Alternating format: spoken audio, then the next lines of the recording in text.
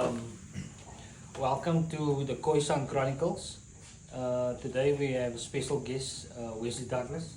I believe he's from the MK party. Welcome to the Khoisan Chronicles, Wesley. Thank you so much. Thanks for having me, and great to see all of you guys. Yeah, and today we will be exploring the history of the Khoisan people before 1904. We just wanna start at that point and see what happened. How did we get to the point as the Khoisan colored people in South Africa to this point where we are? Yeah. And the expert next to me,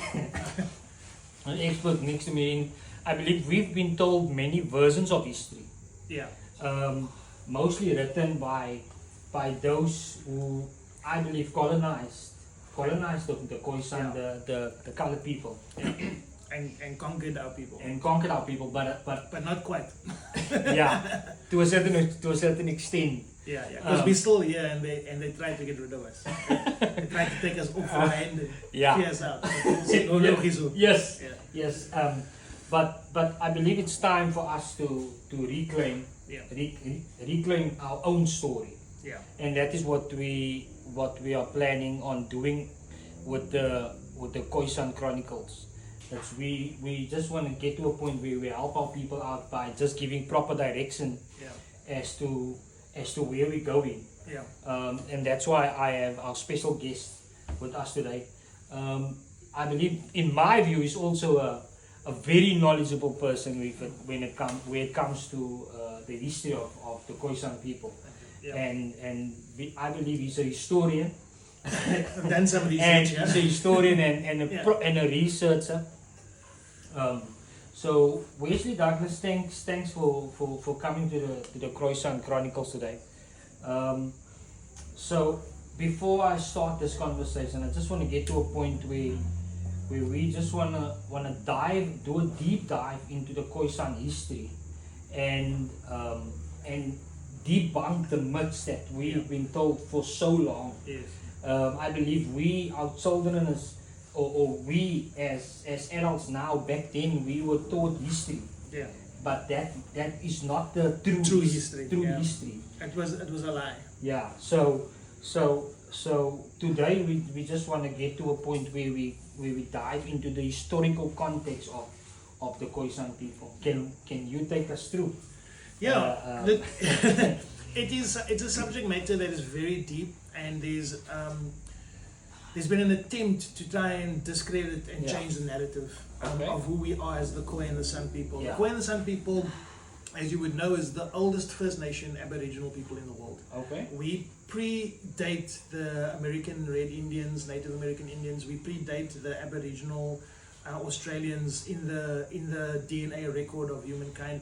We are the oldest living race and the oldest civilization. Sure. And yet we are not recognized in the land of our birth. We are not recognized in the land that has been ours for thousands and thousands of years.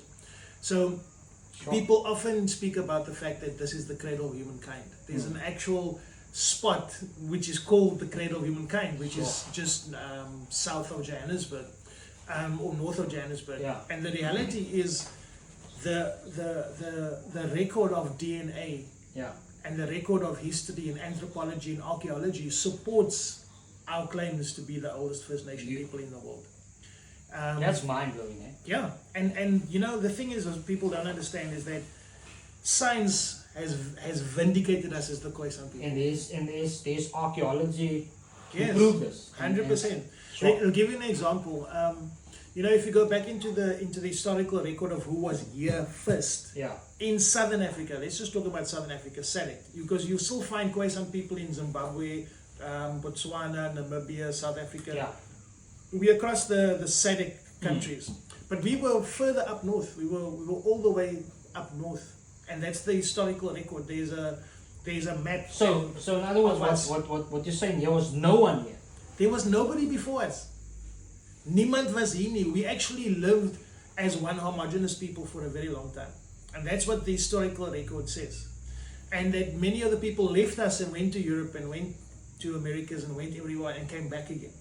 So, the science is very, very clear now. Yeah. If you look at the rock art, the sand paintings, you look at the Adams calendars. Yeah. If you go to Mpumalanga and you come further from Mpumalanga all the way down into South Africa, you'll find that there's a few thousand Adams calendars in South Africa.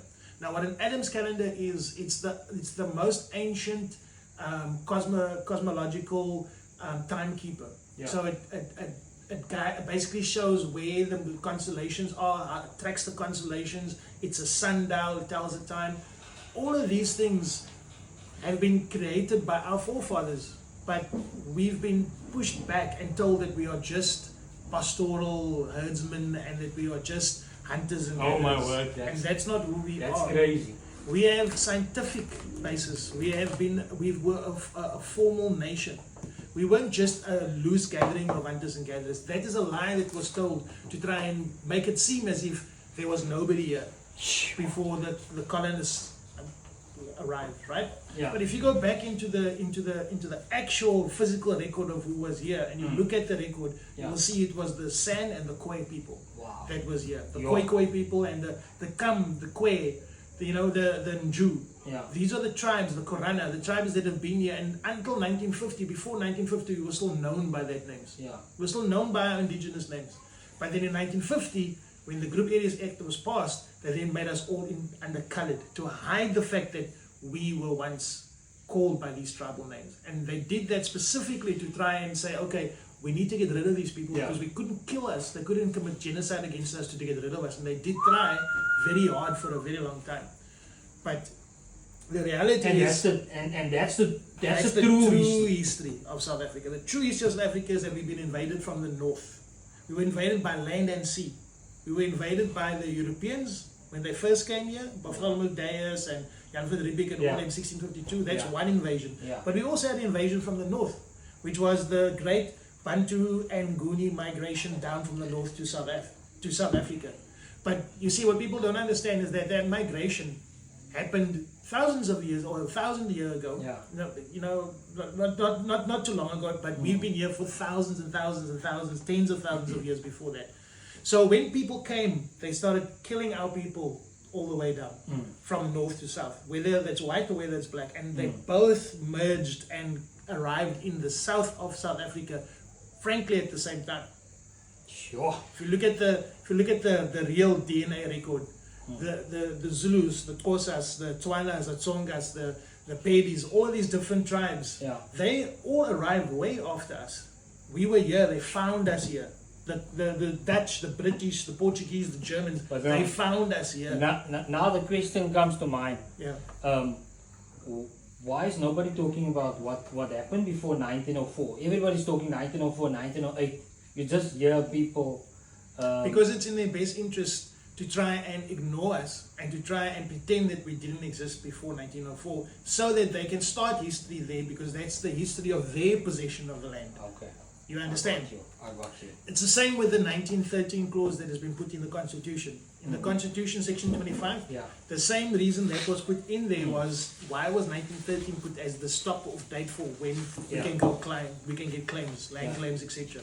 Why can't we go past 1913? And that's because the Land Claims Court was established then, the Registrar's Court, and the Cape Town High Court was established in 1913. That means that the colonists who took our land then said, okay, we're registering all this land we took in our name in 1913. And so from that day onwards, us as colored and Khoisan people, we couldn't go there and say, no, this is our land. No, because we're not white. We couldn't register it. So the Constitution of South Africa is the most anti-indigenous constitution in the whole world. It is anti-indigenous and it's completely oppressive. Why? Because it puts clauses in place that denies our rights as Aboriginal people. It denies our rights as indigenous people. And it denies our rights under the protections of the United Nations Declaration of the Rights of Indigenous People, which was signed by South Africa in 2007. So there's a lot that we can get through today. But if we go back into the record, like I said, we are the cradle of humankind. We didn't disappear. So nobody can argue with that. Nobody can argue with it. You see, and this is the bottom line. Doesn't matter who you are. Yeah. Science is science. Right? History is history. Yes. And for the longest time, people have been getting degrees, and people have been getting and lecturing at Stellenbosch and at UWC and all these people places, and at UNISA and all these wits and what. Yeah. And it's been lies they've been telling our people about the Khoisan. Sure. They've been lying to us about who was here. Yeah. They've been lying to us about what we owned and about what our past and our history was. So I want to show you something actually. Let me show you that thing, and Yeah. this was interactive. Yeah. So I'm going to show you this. Is my proof or my certificate from the University of Guangdong, right? Guangdong. Yeah. And if you open it, you will see that I was lecturing at the University of Guangdong in China China. as for in terms of African studies, right? It's Sure. in black Yeah, and I white. see Guangdong. Yeah. Can you see? Now the reason We why got experts here on the the pod. reason that's important is because I went to go and look for what the Chinese say about the Khoisan people, not what the Europeans say Whoa, about now you understand? you're giving me goosebumps here, Wes. I went to go look You're at giving what me the goosebumps Chinese say here. about us. So this is independent. This is independent from who is 100%. trying to manipulate the history, History. the real history, The real history or of the South true Africa. history of South Africa. Exactly. So they have records going back thousands of years of coming to South Africa. They rounded South Africa going to Europe to trade for thousands of years. And nobody in Europe says that. Nobody in America recognizes that. But it's the truth. We have records of them being here. And in And there, who did they found here? they found the Khoi and the San people here. There you have it. They found the Nju, they found the There you have Strandgroepers, it, they guys. found our people here. There was no Nguni people, there was no Dutch people, there was no Xhosa people, there was nobody else. There was just us here, and we've been trading here for thousands of years on Robben Island as a trade post, as an international trade post. So this is what people don't understand, is that there's archaeological evidence, there's historical evidence, there's maritime history from the Chinese, but also if you go to Europe and you go and look for the archives, you will find the information there. The fact is, we were trading here we were the richest country in the world at that time. In the past. Oh my word. The Khoisan people were the richest and most powerful nation of the world at that time, before the naval countries came. When they first came, they tried to fight us. There's a recorded over 1,000 battles for Cape Town, and we won them all. It's Sure. recorded. Ons is gehard gewees as 'n So mense. there you have it. The Khoisan, that's most probably where Ons is beklei where the fighting just come from. Yeah. Oh, And okay. and so the funny thing is, the Robben Island is now known as a prison. As a prison, yeah, because of the apartheid prisoners that been. Yes, but that is only in the smallest part of the record, the historical record. That island is the biggest trading post in the history of mankind at that time. Because we never let them put their ships down and let the people come here. Seriously, Yes. What we used to do is that's we interesting. would trade from the ground, from Robben Island. Very strategic. And we would trade in tusks. There's ivory. There's the Chinese records show that we traded in ivory. We traded in animal skins. They took live animals, zebra, the big five. I'm talking about lions. All that. They took them. We traded with them on the island. Their furs, but also the live animals. Diamonds, gold. We had that. We traded. Back then already. Back then already, my bro. It's in the records. Our people were wealthy. We had a standing army. We had a government. So this thing of us being, And there's proof. there's proof of it. Yeah,